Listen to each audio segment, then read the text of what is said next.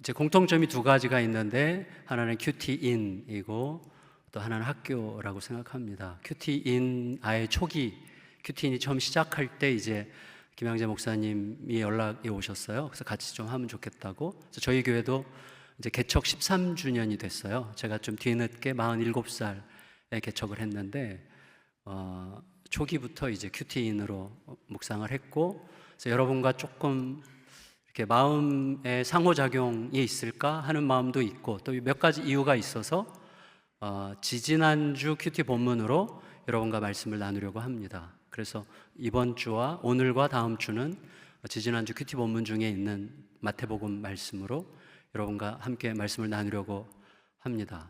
그리고 베델이 이제 그 학교를 시작한다는 이야기를 듣고 굉장히 격려를 많이 받았어요. 저는 개척 3주년 때 좀 무작정 별 생각 없이 해야 된다는 누군가의 권면을 듣고 학교를 시작했는데 아주 굉장히 어려움이 많았습니다.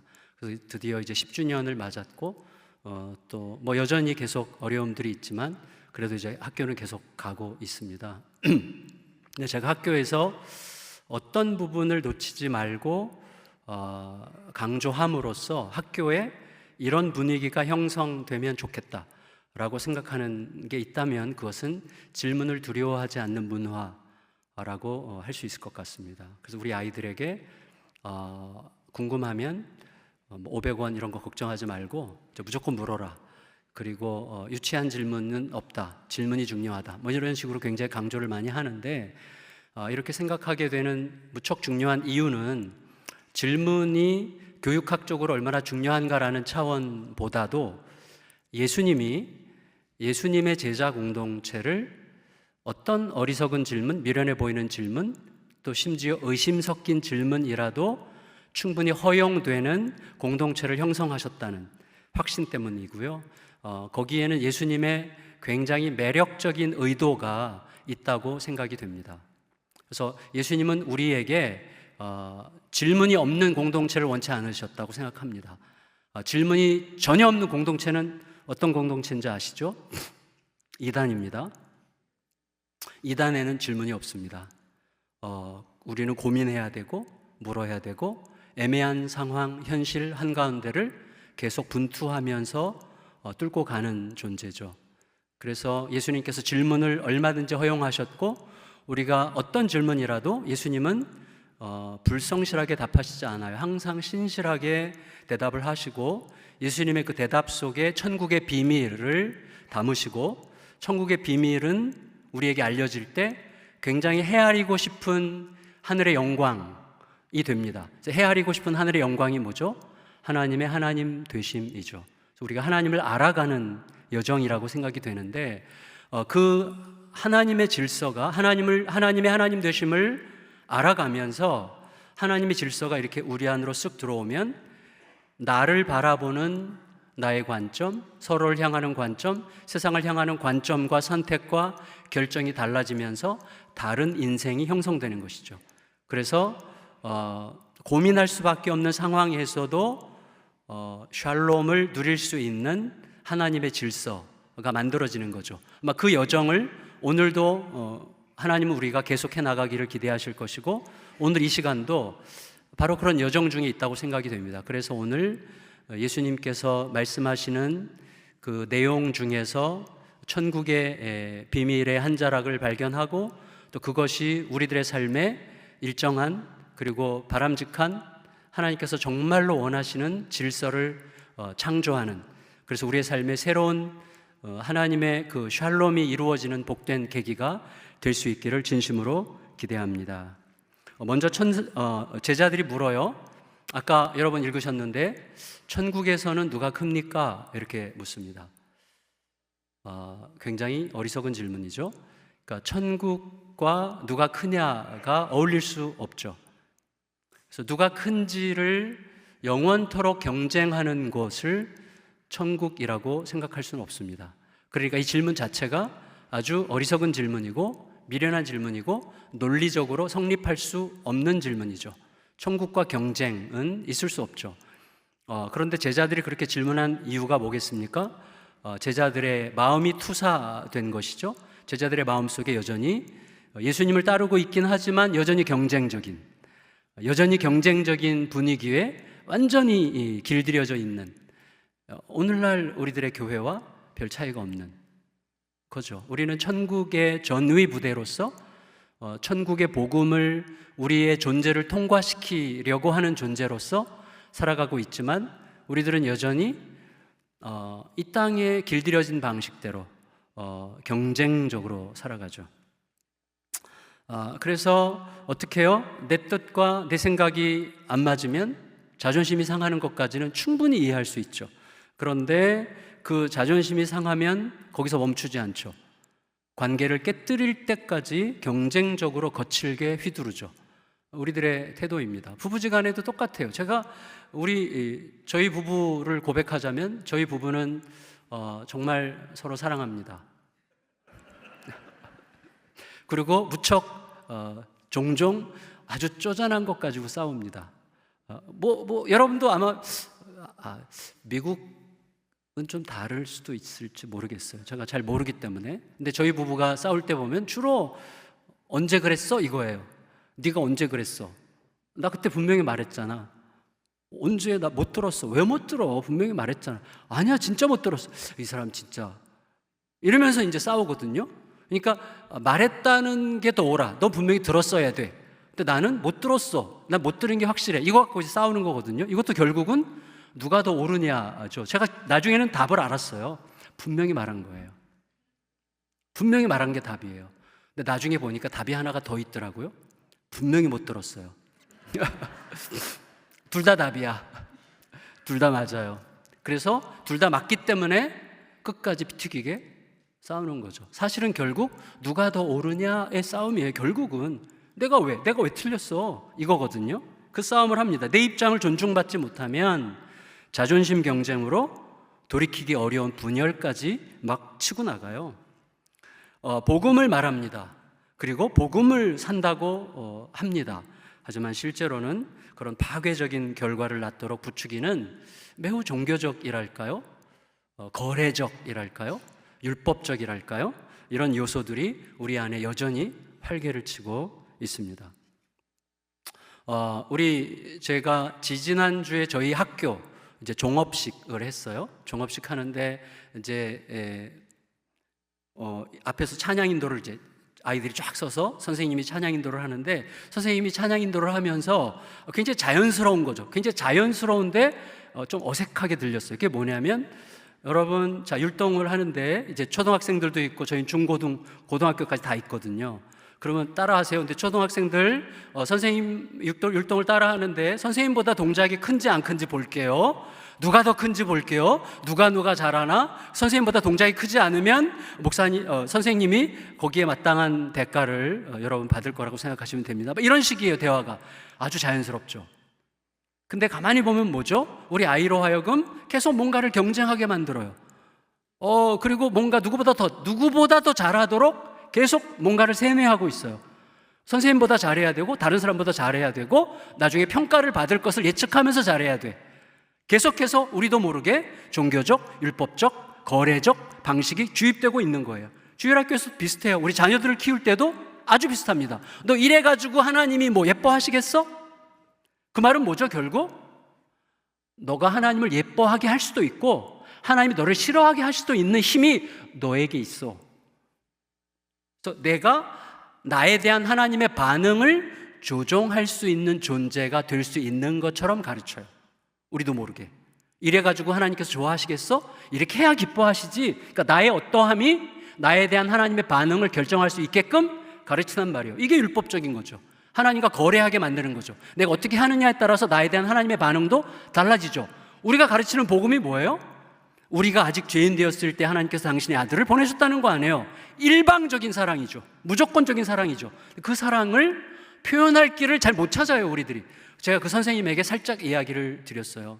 선생님, 앞으로는 그렇게 할 수밖에 없는 거 이해를 하지만, 잘하게 하려고 한 것 이해하지만, 앞으로는 얘들아, 동작을 좀 크게 하고 또 적극적으로 표현하면 이게 내 마음이 함께 기뻐지는 게 어떤 건지 알 가능성이 더 많아. 한번 해볼까? 뭐 예를 들어서, 좀 간지러운가요?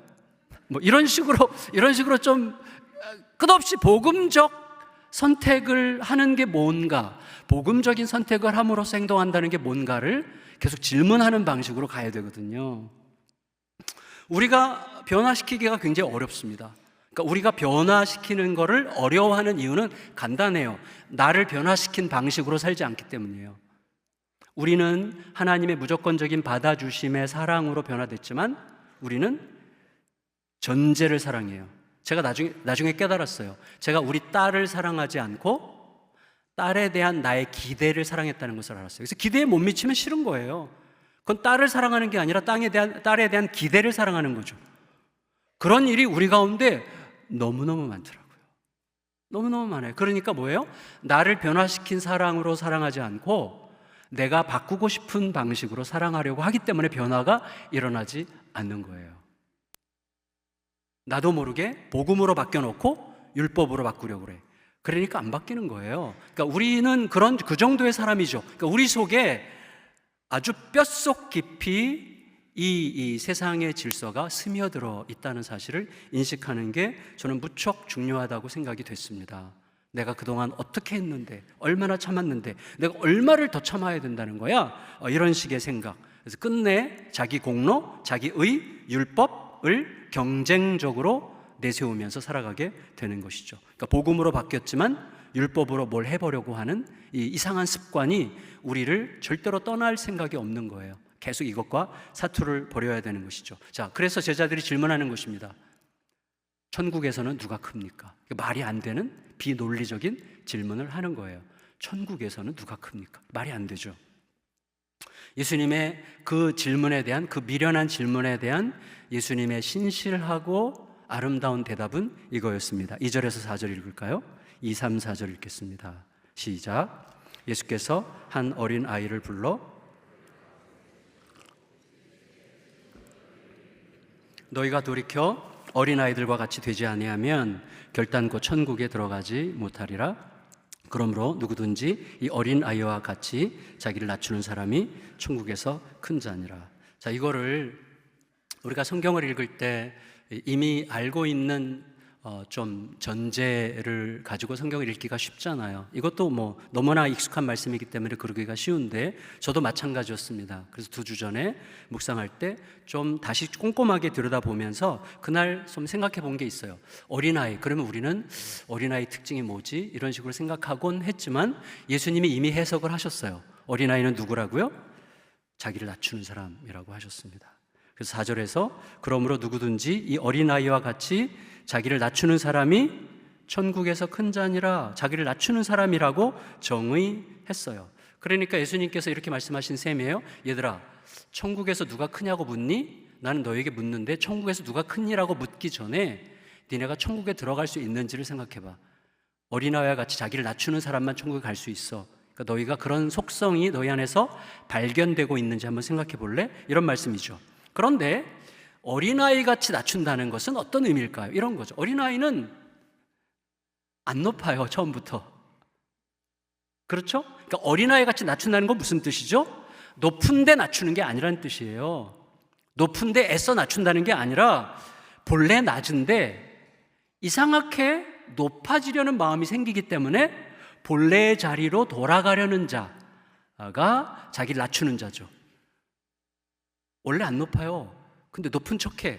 왜 내가 자꾸 높은 척하지? 그래서 원래의 자리로 돌아가려고 하는 자가 자기를 낮추는 자라고 할 수가 있습니다. 그러니까 누가 크냐는 논쟁적인 상황에 내가 낄 수 있나? 나는 낄 수 없어.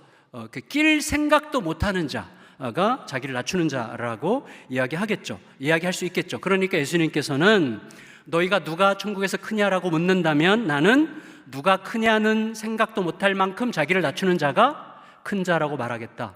이렇게 말씀하시는 셈입니다.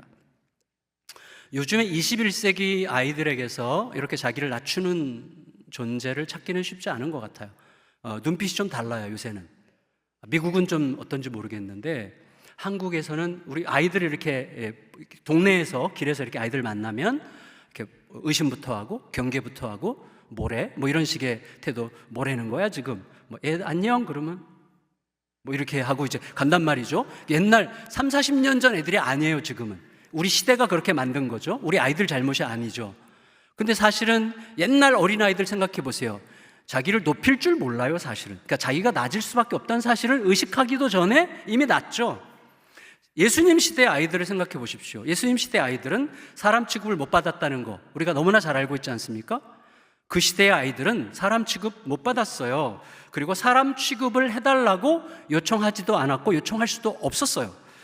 앞으로 어린이 될 때까지는 뭘 모르는 자, 아직 덜 자란 자, 그래서 나설 수 없는 자라는 사실을 그냥 온몸으로 알고 있는 존재가 그 당시 어린아이였단 말이죠. 그러니까 중대한 결론은 이겁니다.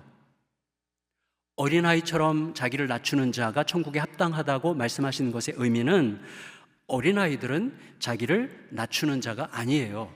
결론 역설적으로 뭐죠? 자기가 자기를 낮출 수밖에 없는 자라는 사실을 알았기 때문에 낮출 수밖에 없는 자가 어린아이였던 거죠. 이게 우리에게 중요합니다. 그래서 이런 배경을 가지고 저는 세 가지 질문을 던지고 세 가지 질문에 대답하는 방식으로 오늘 말씀을 간략하게 묵상하려고 합니다. 첫째는 뭐냐면 우리는 왜 자꾸 남보다 크려고 하는가? 두 번째, 어린아이처럼 자기를 낮추는 자는 누군가? 세 번째, 어린아이처럼 자기를 낮춘다는 것은 무슨 뜻인가? 첫째, 우리는 왜 자꾸 남보다 크려고 하는가? 두 번째, 어린아이처럼 자기를 낮춘다고 하는 자는 누군가? 세 번째, 어린아이처럼 자기를 낮추는 자는 낮춘다는 것은 무슨 뜻인가? 자, 첫 번째, 우리는 왜 자꾸 남보다 더 크려고 할까요? 저는 살짝 바꿔서 이런 식으로 물어보고 싶습니다. 우리는 왜 남보다 크지 못해 안달일까? 지금 남보다 크지 못해서 안달인 사람이 생각나셨어요? 네. 저는 이렇게 표현하고 싶습니다. 왜 우리는 그토록 배가 고픈가? 어제 저희 큰딸과 어디 이렇게 갔다 오면서 딸이 얘기하더라고요. 어디서 어떤 분이 주차를 하는데 앞을 가로막고 전화를 하는데 빼려고 하다가 누가 전화가 오니까 먼저 빼줘야 되잖아요. 근데 빼주다 말고 전화를 받으면서 막 너무 오래 이야기하고 있길래 뒤에 있는 분이 빵 했대요. 그때 빵 했다고 난리가 나가지고 막 난리를 쳤다는 거예요. 그 얘기를 들으면서 혹시 여기 안 계시죠? 근데 그 얘기를 들으면서 우리 둘이 결론이 이거였어요. 와, 진짜 배가 고프구나. 여러분, 사람이 뭐가 채워지지 않으니까 그렇게 빨리 삐지는 거예요. 뭐가 채워지지 않아요. 아직 배부르지 않으니까 작은 눈빛 하나에 그렇게 서러운 거예요. 너무 배가 고파. 우리는 왜 그렇게 자꾸 크고자 할까요? 왜 그렇게 아직도 배가 고플까요? 왜 비로소 남보다 커져야만 만족할 수 있다고 생각할까요? 실제로 남보다 크면 만족할 수 있을까요? 이 세상에서 가장 큰 자가 되고자 했던 모든 자들의 끝은 그토록 비참한데 왜 그럼에도 불구하고, 그래서 너무나 잘 알고 있음에도 불구하고 우리들은 여전히 크고자 할까요? 우리는 또 이렇게 물어야 될 것 같습니다. 예수님은 자기를 낮추는 사람에 대해서 말씀하셨지만, 자, 냉정하게 생각해 보면 이 땅에서 자기를 낮출 수밖에 없는 자가 아닌 자가 있을까요? 자, 꽈가지고 좀 헷갈리는데, 이 땅에서 자기를 낮출 수밖에 없는 자가 아닌 자가 있을까요? 자기를 낮추지 않아도 되는 자가 있는 건가요? 우리는 예외 없이 자기를 낮출 수밖에 없는 자가 아닐까요? 우리가 너무나 상식적으로 잘 알고 있는 내용을 다시 한번 환기시키자면, 우리는 자기도 모르게 누군가가 죽도록 고생해서 태어났잖아요. 누군가가 엄청나게 희생해서 생존할 수 있었잖아요. 아무리 공부를 잘했어도 누군가가 좋은 머리를 줬기 때문이잖아요. 아무리 노력했어도 누군가가 노력할 만한 의지를 줬기 때문이잖아요. 살면서 가장 중요한 것들은 다 공짜로 받았잖아요. 우리가 뭔가 대단한 일을 이루었다고 해도 시대를 잘 만났기 때문이잖아요. 엄청난 일을 다 이뤘다고 해도 다 두고 곧 떠날 거잖아요. 그러니 자기를 높일 이유가 하나도 없습니다. 이 땅을 살아가는 모든 사람들에게는 자기를 높일 이유가 없어요. 자기를 낮출 수밖에 없어요. 그렇다면 크고자 몸부림하는 모든 사람들에게는 뭐예요? 스스로 사람이 아니려고 하는 속성이 있는 거죠. 사람이 아니려고 해. 모든 사람은 낮출 수밖에 없는 존재죠. 한마디로 선악과 주변을 여전히 맴돌고 있는 것입니다. 여전히 배가 고파요. 언제까지? 내가 스스로 신이 되기 전까지는. 그래서 내가 모든 걸 통제하려고 하고, 내가 너보다 옳다는 게 항상 입증돼야 되고, 내가 너보다 틀린 상태로 입증되고 드러난 상태로는 나 못 살아 라고 생각하는 거죠. 좀 틀리면 어때요? 좀 모자라면 어때요? 좀 틀려도 괜찮고 모자라도 괜찮을 만큼 어마어마한 배부름이 우리에게 이미 주어졌다는 사실에 대해서 우리가 전혀 생각하지 않고 있다는 증거잖아요. 그러니까 그렇게 아등바등 배고파하면서 어떤 결핍감 속에서 그렇게 몸부림하며 살고 있는 것 아니겠습니까? 내가 더 오르려고, 내가 더 나으려고, 내가 통제하는 세상을 만들려고 그렇게 바둥거리는 것 아니겠습니까? 그런데 생각해 보세요. 하나님과 경쟁하면서 하나님처럼 되려고 하는 자가 하나님이 주인이신 천국에 갈 수는 없죠. 우리가 살아가는 것들이 하나님이 되려고 하는 것과는 굉장히 거리가 멀게 느껴질지 모르겠지만 아닙니다. 너무나 많은 순간 동안에 우리는 스스로 하나님이 되려고 합니다. 내가 최종 판단자가 되려고 하고요. 그래서 내 판단이 다른 사람에 의해서 거부당하는 것을 못 견딥니다. 내가 선과 악의 기준이 되려고 합니다. 내가 선택한 건 무조건 선이어야 돼요. 그 대표적인 유치한 표현이 내로남불이잖아요.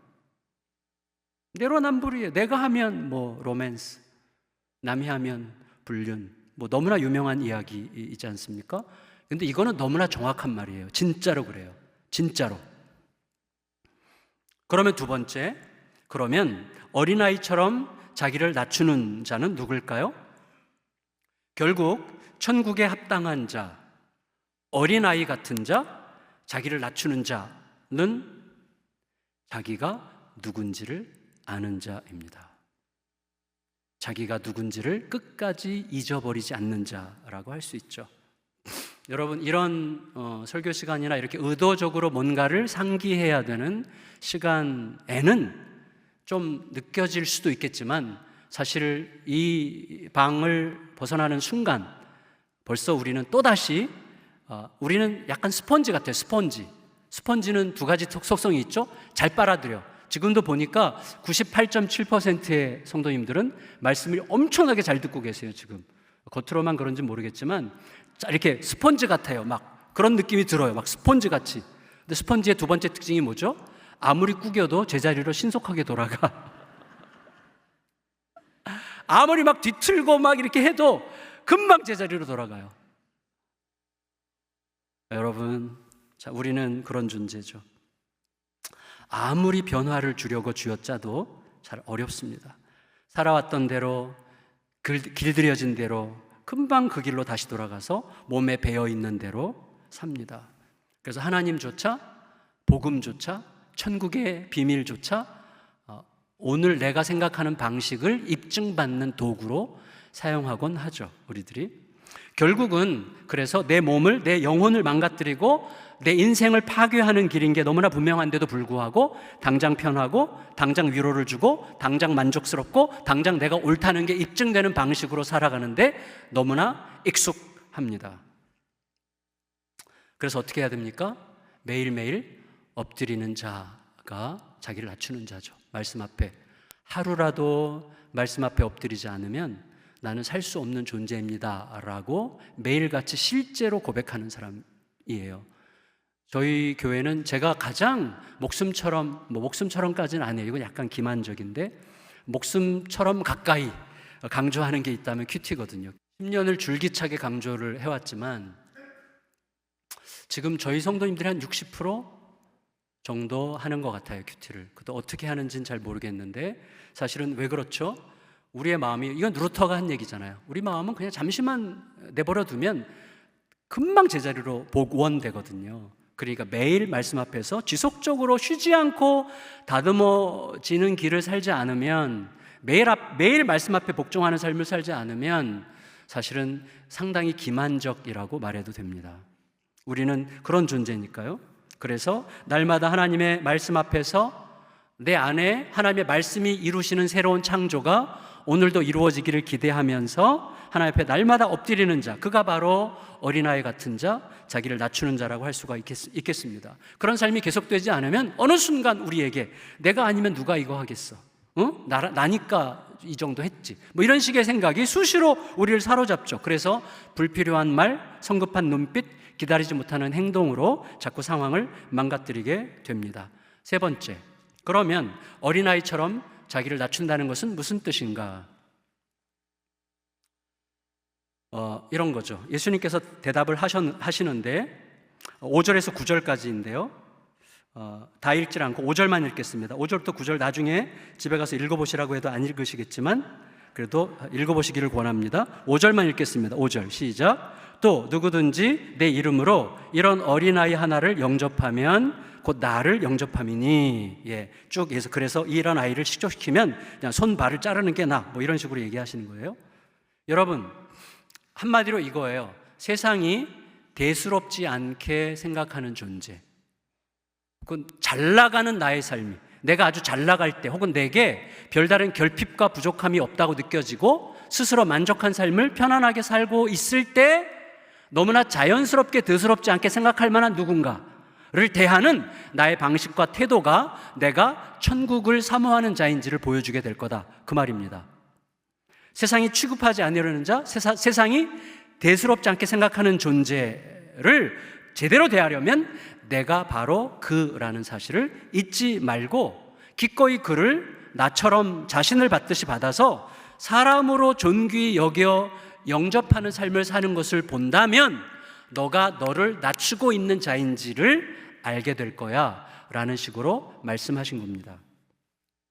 여러분, 나로서는 그를 대수롭지 않게 대하는 게 너무나 당연하기 때문에, 너무나 자연스러운 거기 때문에 대수롭지 않게 대했지만 상대방은, 지극히 작은 자는, 낮은 자는 실족할 수 있습니다. 그런데 내가 어린아이로 자기를 낮추는 자로 산다는 것은 내가 나의 손과 나의 발로 누군가를 그렇게 멸시한 게 드러났다면 그거는 내 손과 발을 잘라버려야 할 만큼 심각한 문제일 수 있다는 사실을 잊지 않는 자가 자기를 낮추는 자라고 말씀하시는 셈입니다.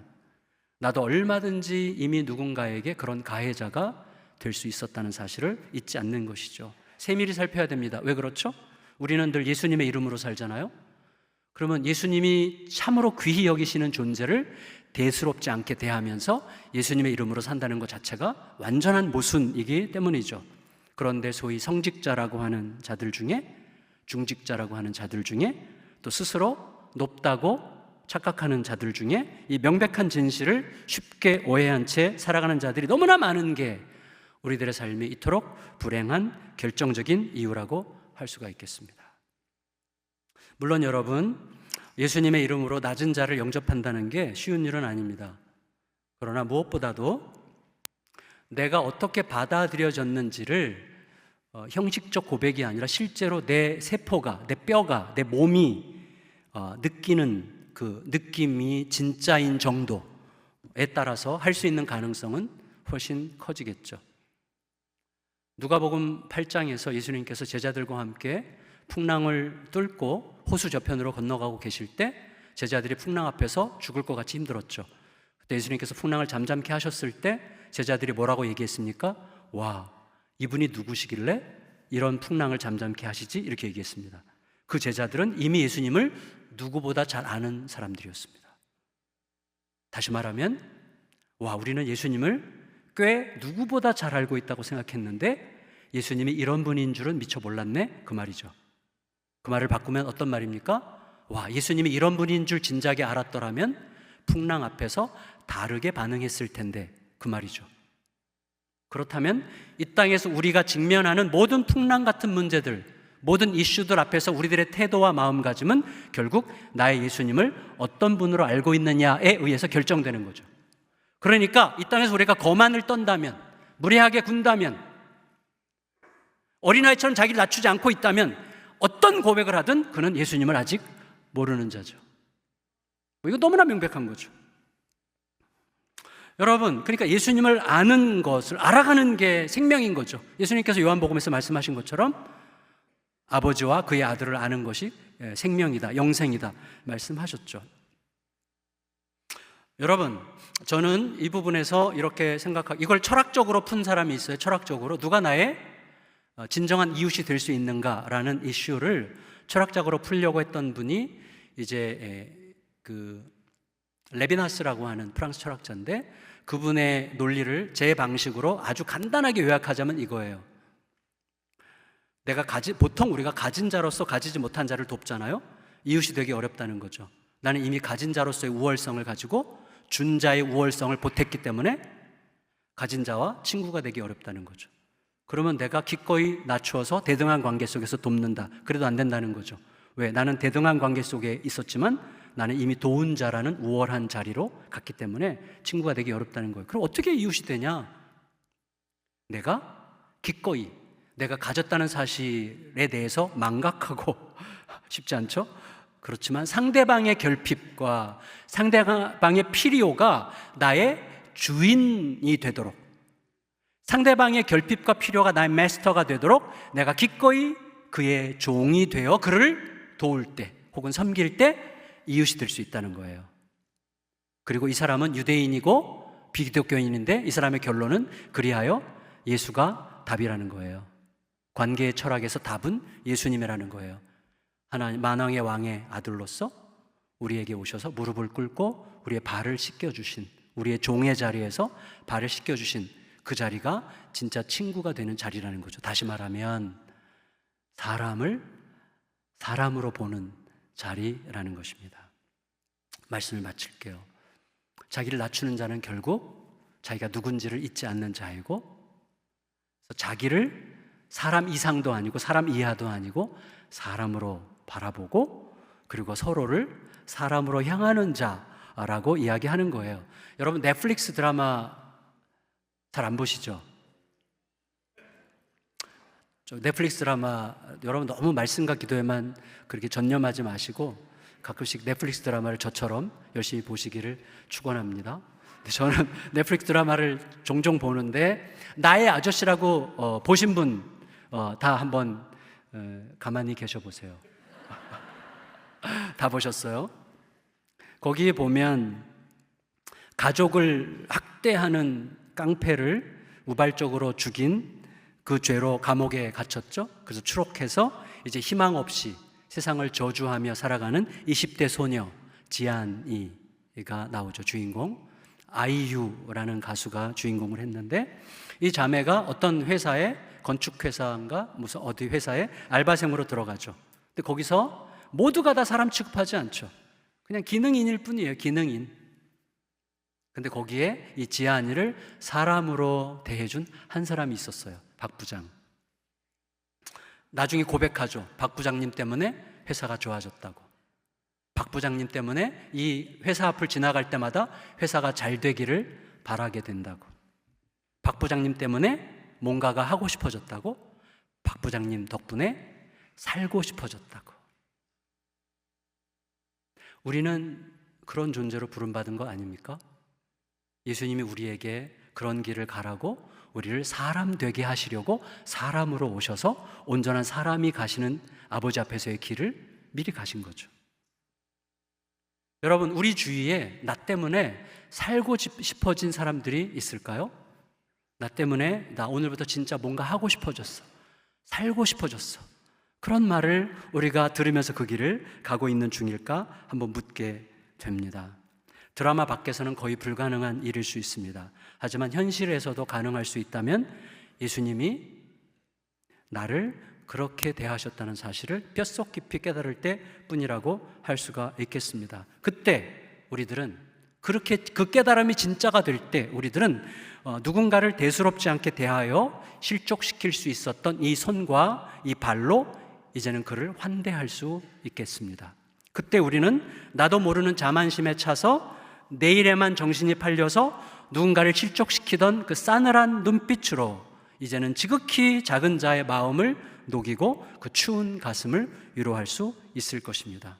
천국의 주인이시고 세상의 왕이신 주님께서 너무나 귀히 여기셔서 천사들을 통해서 그 존재의 상황을 늘 보고받고 계시는 그 작은 자들을 업신여긴 채 천국 생활을 할 수는 없습니다. 10절 읽고 마칠게요. 10절 시작. 삼가 이 작은 자 중에 하나도 업신여기지 말라. 너희에게 말하노니 그들의 천사들이 하늘에 계신 내 아버지의 얼굴을 항상 배웠느니라. 우리는요, 자꾸 나도 모르게 누군가를 도구화시킵니다. 내 일이 너무나 중요하기 때문이고 어떤 결과를 내려고 하기 때문이에요. 개인도 그렇고 교회도 그렇고 회사는 당연히 그렇죠. 그래서 어떤 결과를 내려고 하면 자꾸 주변의 사람들을 기능화시키고 도구화시키게 되어 있습니다. 그래서 우리들은 다시 한번 선언해야 됩니다. 어떤 선언이냐면 신자는 어떤 결과를 이루는 존재가 아니라는 것을 선언해야 됩니다. 신자는 어떤 결과를 내는 존재가 아니에요. 왜? 결과는 이미 났어요. 예수님께서 내가 다 이루었다 하셨고 그것이 나에게 진짜로 인식되는 만큼 우리는 배부른 자가 되는 것이고 지극히 작은 자를 위해서 기꺼이 내어놓고도 여전히 배부른, 자기를 낮추어도 괜찮은, 자기를 충분히 낮추어도 여전히 예수로 배부른 그런 존재로 살아갈 수가 있는 것입니다. 그러므로 자기를 낮추는 자는 누구냐? 너희는 나로 배부르냐? 라고 물으시는 예수님의 질문에 예스라고 대답할 수 있는 사람이라고 할 수 있겠습니다. 그 은혜가 우리를 충만히 채워서 예수님으로 배불러서 우리가 다른 어떤 작은 결핍에 아등바등하지 않고 기꺼이 섬기고도 여전히 배부른 그런 은혜의 자리로 계속 나아갈 수 있게 되기를 예수님의 이름으로 축원합니다. 존귀하신 주님, 은혜를 감사드립니다. 예수로 충만하게 하옵소서. 내가 스스로 낮출 수밖에 없는 자라는 사실을 결코 잊지 않게 하옵소서. 주님께서 나를 받으셨듯이 사람들이 대수롭지 않게 생각하는 자, 지극히 작은 자라도 귀하게 여겨 내 마음으로 품고서도 여전히 배부른 천국의 사람, 그 나라에 합당한 사람으로 오늘을 살게 하여 주시옵소서. 예수님의 이름으로 기도합니다. 아멘.